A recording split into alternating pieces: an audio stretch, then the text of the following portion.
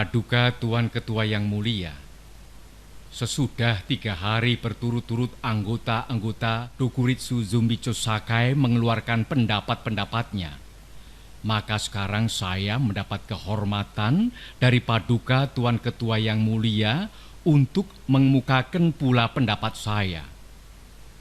Saya akan menetapi permintaan Paduka Tuan Ketua yang mulia. Apakah permintaan Paduka Tuan Ketua yang mulia?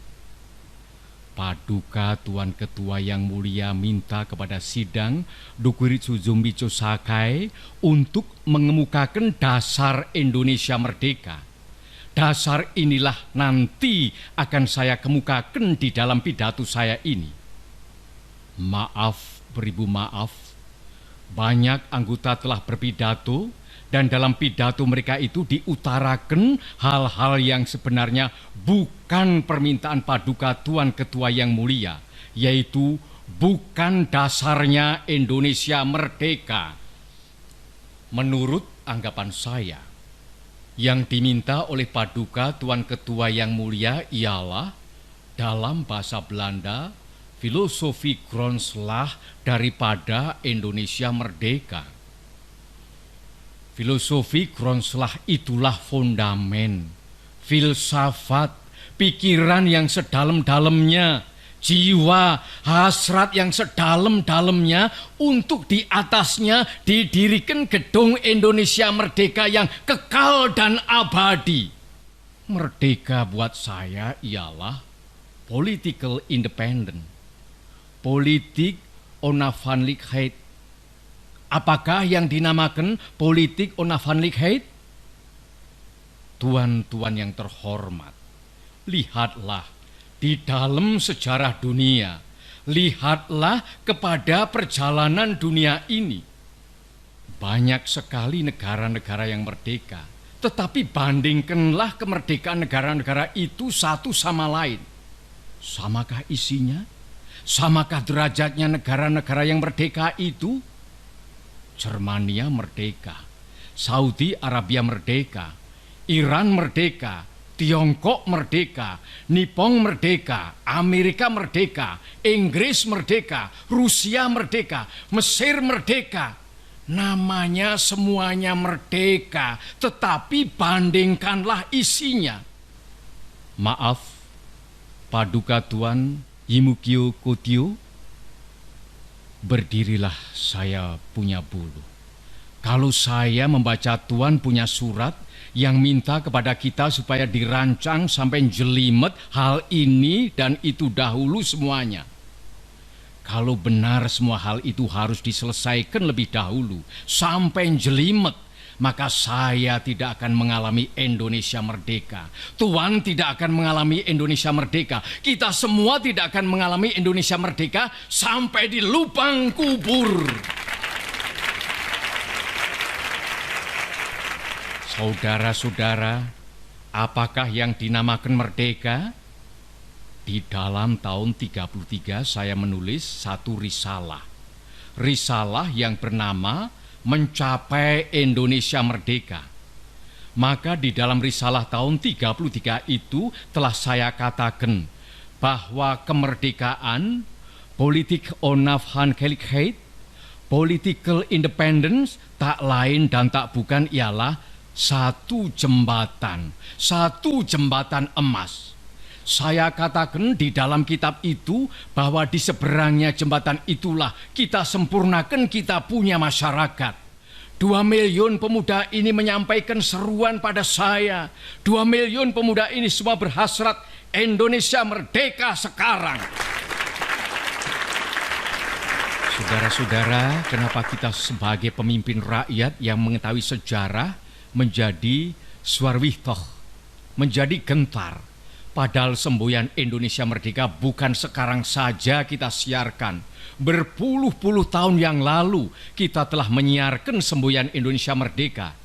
Bahkan sejak tahun 1932 dengan nyata-nyata kita mempunyai semboyan Indonesia merdeka sekarang. Bahkan 3 kali sekarang, yaitu Indonesia merdeka sekarang.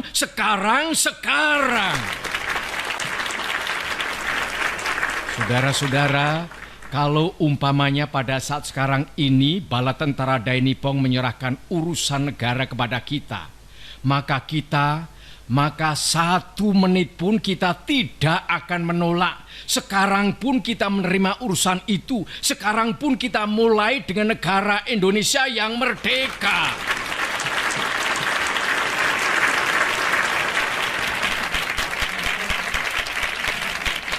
Saudara-saudara, tadi saya berkata ada perbedaan antara Soviet, Rusia, Saudi Arabia, Inggris, Amerika, dan lain-lain tentang isinya. Tetapi ada satu yang sama, yaitu rakyat Saudi Arabia sanggup mempertahankan negaranya. Kalau bangsa kita, Indonesia, walaupun dengan bambu runcing, saudara-saudara semua siap sedia mati mempertahankan tanah air kita Indonesia. Pada saat itu bangsa Indonesia adalah siap sedia masak untuk merdeka.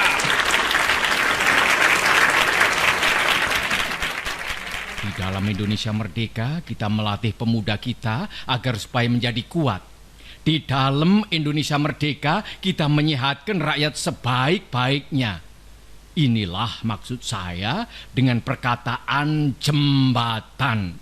Di seberang jembatan, jembatan emas inilah baru kita leluasa menyusun masyarakat Indonesia merdeka yang gagah, kuat, sehat, kekal, dan abadi. Tuan-tuan sekalian, kita sekarang menghadapi satu saat yang maha penting.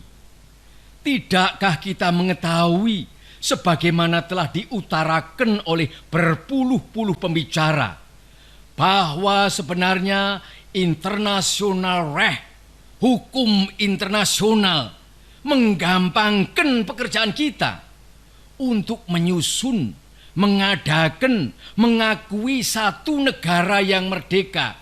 Tidak diadakan syarat yang neko-neko, yang jelimet. Tidak. Syaratnya sekadar bumi, rakyat, pemerintah yang teguh. Ini sudah cukup untuk internasional law. Cukup, saudara-saudara. Asal ada buminya, ada rakyatnya, ada pemerintahannya, kemudian diakui oleh salah satu negara yang lain yang merdeka. Inilah yang sudah bernama merdeka. Saudara-saudara, sesudah saya bicarakan tentang hal merdeka, maka sekarang saya bicarakan tentang hal dasar.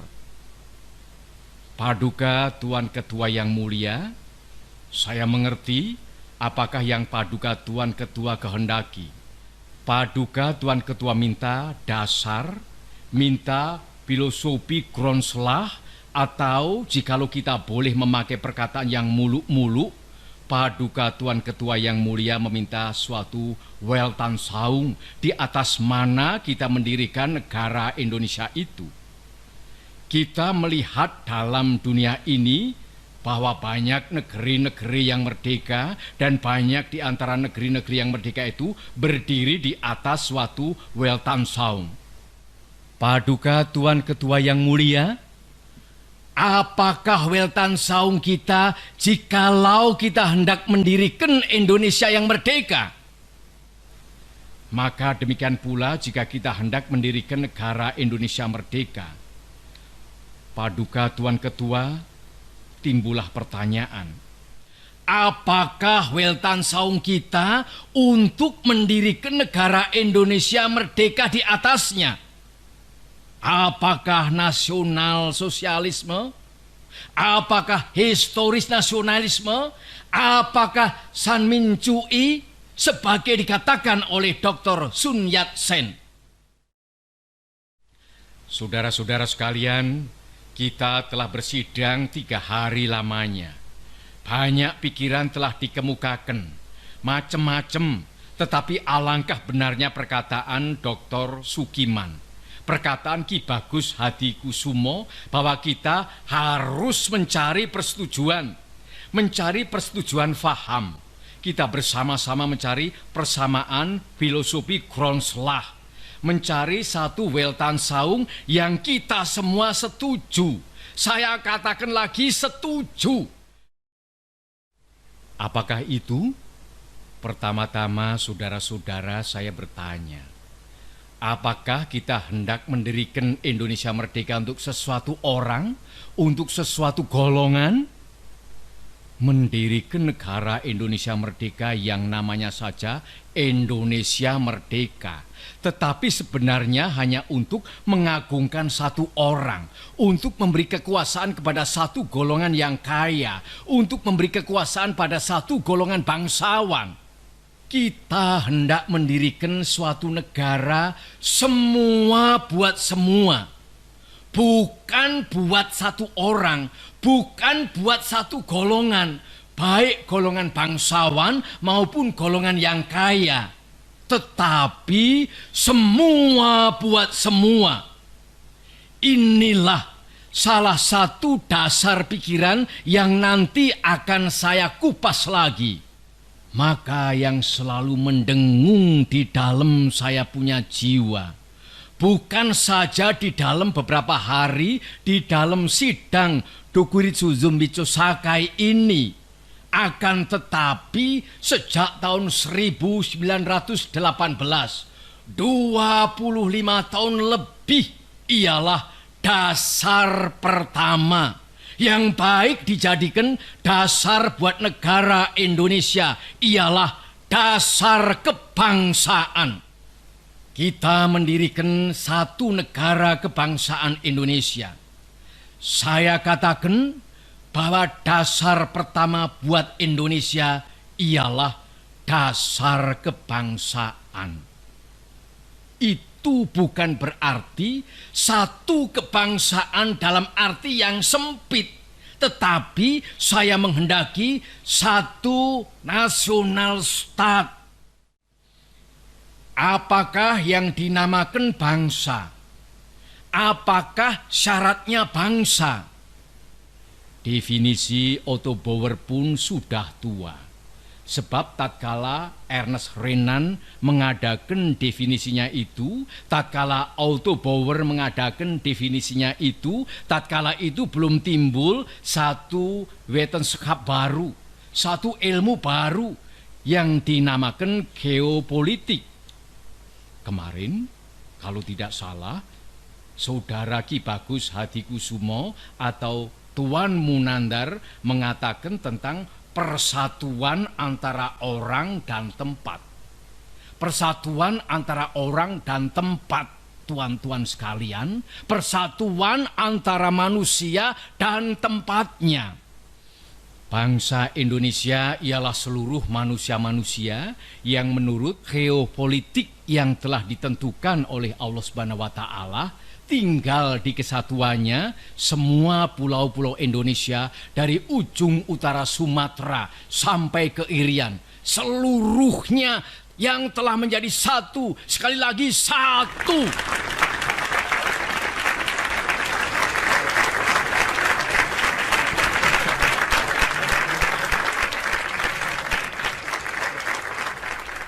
Kesinilah kita semua harus menuju.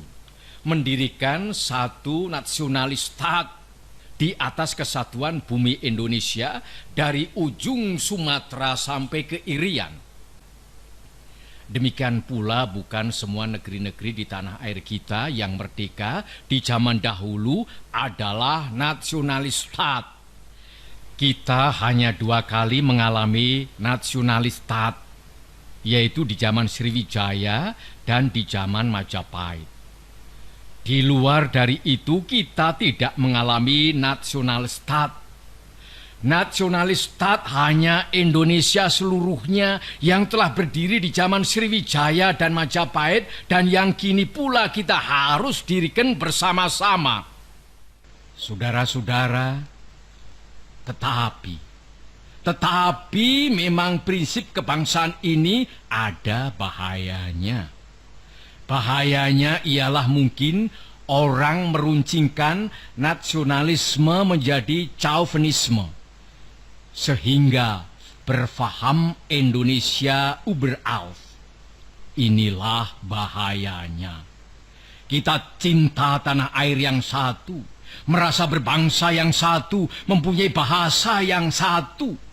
Tetapi tanah air kita Indonesia hanya satu bagian kecil saja daripada dunia. Ingatlah akan hal ini. Kita harus menuju persamaan dunia, persaudaraan dunia. Kita bukan saja harus mendirikan negara Indonesia merdeka, tetapi kita harus menuju pula kepada kekeluargaan bangsa-bangsa. Justru inilah prinsip saya yang kedua. Inilah filosofis prinsip yang nomor 2 yang saya usulkan kepada tuan-tuan, yang boleh saya namakan internasionalisme. Internasionalisme tidak dapat hidup subur kalau tidak berakar di dalam buminya nasionalisme. Nasionalisme tidak dapat hidup subur kalau tidak hidup dalam taman sarinya internasionalisme. Jadi dua hal ini, saudara-saudara, prinsip 1 dan prinsip 2, yang pertama-tama saya usulkan kepada tuan-tuan sekalian adalah bergandengan erat satu sama lain. Kemudian apakah dasar yang ketiga? Dasar itu ialah dasar mufakat, dasar perwakilan, dasar permusyawaratan. Negara Indonesia bukan satu negara untuk satu orang, bukan satu negara untuk satu golongan, walaupun golongan kaya. Tetapi kita mendirikan negara semua buat semua, satu buat semua, semua buat satu. Saya yakin bahwa syarat yang mutlak untuk kuatnya negara Indonesia ialah permusyawaratan perwakilan. Dengan cara mufakat, kita perbaiki segala hal, juga keselamatan agama, yaitu dengan jalan pembicaraan atau permusyawaratan di dalam badan perwakilan rakyat. Apa-apa yang belum memuaskan, kita bicarakan di dalam permusyawaratan. Prinsip nomor 4 sekarang saya usulkan. Saya di dalam 3 hari ini belum mendengarkan prinsip itu, yaitu prinsip kesejahteraan, prinsip tidak akan ada kemiskinan di dalam Indonesia merdeka. Maka prinsip kita harus, apakah kita mau Indonesia merdeka yang kaum kapitalnya merajalela, ataukah yang semua rakyatnya sejahtera, yang semua orang cukup makan, cukup pakaian, hidup dalam kesejahteraan, merasa dipangku oleh Ibu Pertiwi yang cukup memberi sandang pangan kepadanya? Mana yang kita pilih, saudara-saudara? Kita sudah lihat di negara-negara Eropa adalah badan perwakilan, adalah parlementer demokrasi. Tetapi tidakkah di Eropa justru kaum kapitalis merajalela? Di Amerika ada suatu badan perwakilan rakyat, dan tidakkah di Amerika kaum kapitalis merajalela? Tidakkah di seluruh benua barat kaum kapitalis merajalela? Padahal ada badan perwakilan rakyat. Tak lain tak bukan sebabnya ialah oleh karena badan-badan perwakilan rakyat yang diadakan di sana itu sekadar menurut resepnya Franse Revolusi. Adakah keadaan yang demikian ini kita kehendaki? Saudara-saudara, saya usulkan, kalau kita mencari demokrasi, hendaknya bukan demokrasi barat, tetapi permusyawaratan yang memberi hidup, yakni politik ekonomi demokrasi yang mampu mendatangkan kesejahteraan sosial. Yaitu bukan saja persamaan politik, saudara-saudara, tetapi pun di atas lapangan ekonomi kita harus mengadakan persamaan. Artinya kesejahteraan bersama yang sebaik-baiknya. Saudara-saudara, apakah prinsip yang kelima saya telah mengemukakan 4 prinsip. 1. Kebangsaan Indonesia. 2. Internasionalisme atau perikemanusiaan. 3. Mufakat atau demokrasi. 4. Kesejahteraan sosial. Prinsip yang kelima hendaknya menyusun Indonesia merdeka dengan bertakwa kepada Tuhan Yang Maha Esa. Prinsip ketuhanan bukan saja bangsa Indonesia bertuhan, tetapi masing-masing orang Indonesia hendaknya bertuhan. Tuhannya sendiri. Yang Kristen menyembah Tuhan menurut petunjuk Isa Al-Masih, yang Islam menurut petunjuk Nabi Muhammad Sallallahu Alaihi Wasallam. Orang Buddha menjalankan ibadatnya menurut kitab-kitab yang ada padanya.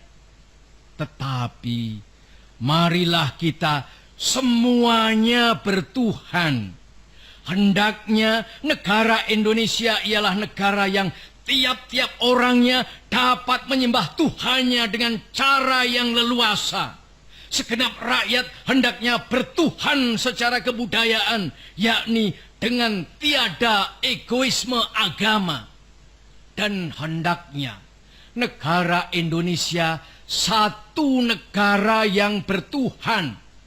Marilah kita amalkan, jalankan agama baik Islam maupun Kristen dengan cara yang berkeadaban. Apakah cara yang berkeadaban itu? Ialah hormat menghormati satu sama lain. Marilah kita di dalam Indonesia Merdeka yang kita susun ini sesuai dengan itu. Menyatakan bahwa prinsip kelima daripada negara kita ialah ketuhanan yang berkebudayaan, ketuhanan yang berbudi pekerti yang luhur, ketuhanan yang hormat menghormati satu sama lain. Hatiku akan berpesta raya jikalau saudara-saudara menyetujui bahwa negara Indonesia merdeka berasaskan ketuhanan yang Maha Esa. Saudara-saudara, dasar-dasar negara telah saya usulkan. 5 bilangannya. Inikah Pancadharma? Bukan. Nama Pancadharma tidak tepat di sini. Dharma berarti kewajiban.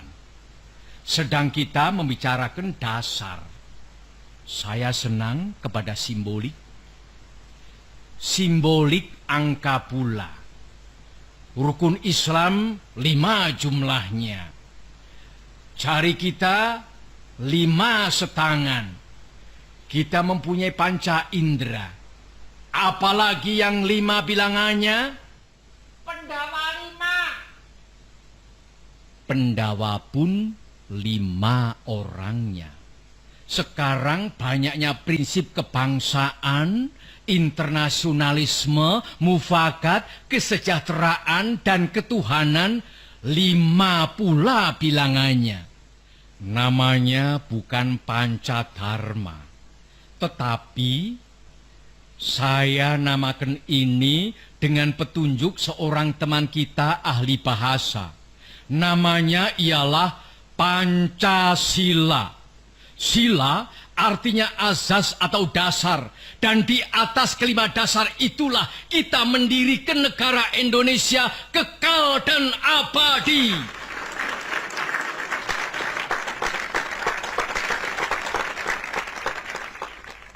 Atau barangkali ada saudara-saudara yang tidak suka akan bilangan 5 itu? Saya boleh peras sehingga tinggal 3 saja. Saudara-saudara tanya kepada saya, apakah perasan yang 3 itu? Berpuluh-puluh tahun sudah saya pikirkan dia. Ialah dasar-dasarnya Indonesia merdeka. Weltan saung kita. 2 dasar yang pertama, kebangsaan dan internasionalisme. kebangsaan dan peri kemanusiaan. Saya peras menjadi satu. Itulah yang dahulu saya namakan sosionasionalisme. Dan demokrasi yang bukan demokrasi barat, tetapi politik ekonomisme demokrasi, yaitu politik demokrasi dengan sosial rechtvaardigheid, demokrasi dengan kesejahteraan. Saya peraskan pula menjadi satu. Inilah yang dulu saya namakan sosiodemokrasi. Tinggal lagi ketuhanan yang menghormati satu sama lain. Jadi, yang asalnya 5 itu telah menjadi 3. Sosionasionalisme, sosiodemokrasi, dan ketuhanan. Jikalau Tuhan senang kepada simbolik 3, ambillah cara 3 ini. Tetapi barangkali tidak semua tuan-tuan senang kepada trisila ini dan minta satu dasar saja. Baiklah, saya jadikan satu. Saya kumpulkan lagi menjadi satu. Apakah yang satu itu? Sebagai tadi telah saya katakan, kita mendirikan negara Indonesia yang kita semua harus mendukungnya. Semua buat semua. Jikalau saya peras yang 5 menjadi 3 dan yang 3 menjadi 1, maka dapatlah saya satu perkataan Indonesia yang tulen, yaitu perkataan gotong royong. Negara Indonesia yang kita dirikan haruslah negara gotong royong. Alangkah hebatnya negara gotong royong.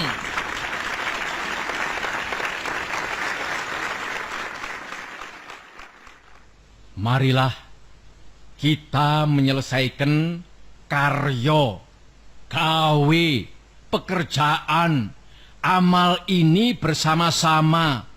Gotong royong adalah pembantingan tulang bersama, pemerasan keringat bersama, perjuangan bantu binantu bersama, amal semua buat kepentingan semua, keringat semua buat kebahagiaan semua, holopis kontol baris buat kepentingan bersama.